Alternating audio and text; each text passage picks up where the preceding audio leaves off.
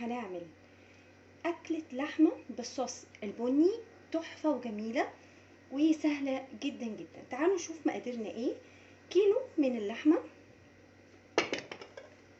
البتلو متقطعة مكعبات صغيرة، كيوبس كده صغيرة، تمام. ده كيلو من اللحمة. هنحط عليه 2 حبة بصل متقطعين شرايح كده، سلايسز، تمام.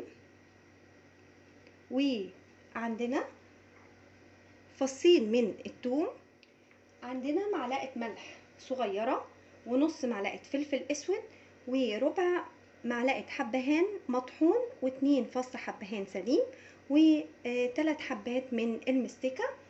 وعايزين معلقتين كبار من صوص اللحوم اللي بيتباع في اكياس كده، كنور. هوريهولكوا دلوقتي. ده بيدي الصوص ده حلو قوي. بنحطه على نص كوبايه ميه وندوبه، وبنحطه بعد 10 دقايق او ربع ساعه من سوى اللحمه. هنشوف مع بعض. وعندنا طبعا زيت او زبده هنشوح فيها اللحمه. هو ده صوص اللحوم فاين فودز او كنور. ده حلو قوي قوي قوي للحمه دي. هو ممكن يتعمل صوص لوحده ويتحط على اللحمه، بس انا بحبه اللحمه تتسوى فيه. هناخد منه معلقتين، هو الباكت على الكيلو بالظبط. تعالوا نشوف الطريقه السهله جدا لعمل احلى لحمه بالصوص البني. بجد كل العيله هتحبها ومش هتبطلي تعمليها بالطريقه دي. يلا بينا نبتدي نعمل اللحمه مع بعض. هنحط مكعبين من الزبده او 3، والزبده بتسيح كده هنحط 3 حبات المستكه، ونقلب كويس جدا لحد ما المستكه تسيح.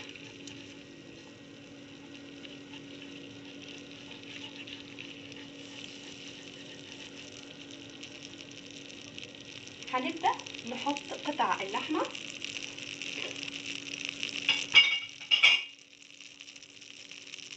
بتاعتنا. لازم نخلي اللحمه تتشوح مع الزبده والمستكه وتنزل ميتها خالص،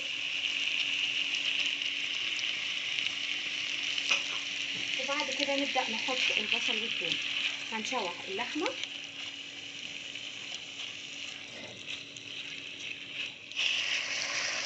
هنشوح اللحمه بالطريقه دي لحد ما لونها يغير خالص.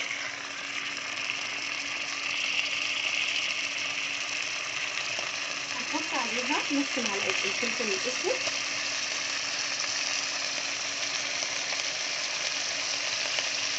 وربع معلقه الحبهان المطحون مع فصين الحبهان سليم. ونقلب لحد ما اللحمه تنزل ميتها خالص وتغير لونها. هنبتدي نحط الثوم والبصل. بعد ما اللحمه اتشوحت شويه كده في الزبده والمستكه والفلفل الاسود وشربت ميتها، هنبتدي نحط فصين الثوم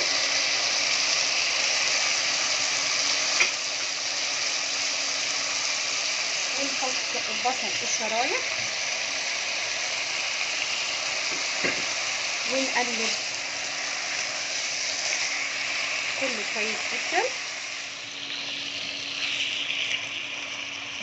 هنسيبها شويه كده لحد ما تنزل ميتها خالص وتنشف الميه دي، وبعد كده هنحط لها شويه ميه صغيرين قوي ونغطيها.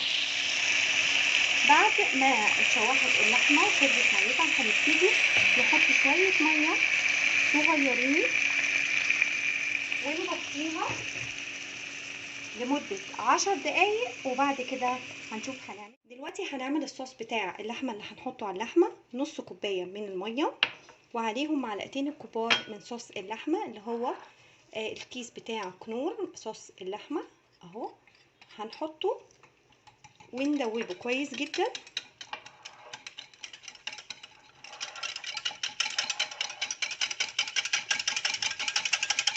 تمام. وبعد كده هنروح نحطه على اللحم. بعد ما فتحنا على اللحمه اهي بعد 10 دقايق هنبتدي نحط عليها الصوص اللي احنا عملناه مع بعض. دوبناه في نص كوبايه ميه وحطينا الصوص بتاعنا. هنقلب اللحمه كويس جدا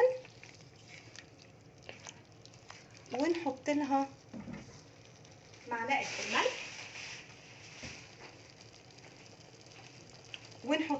معلقه الملح بتاعتها،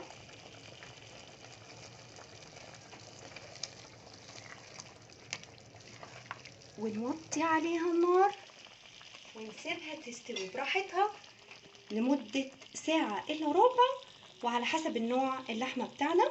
احنا كده هتستوي على نار هادية خالص عشان تاخد اللحمة من الصوص وتشرب براحتها الصوص ده وتطلع طرية وطعمها روعة. هنقفل عليها لمدة ساعة إلا ربع وبعد كده نغرفها، أو أوريكم قوام الصوص ده بعد ما تستوي وبعد كده نغرفها مع بعض. دلوقتي شايفين اللحمة بعد ما استوت الصوص بقى تقيل ازاي؟ شايفين؟ تعالوا بقى نغرفها ونشوف.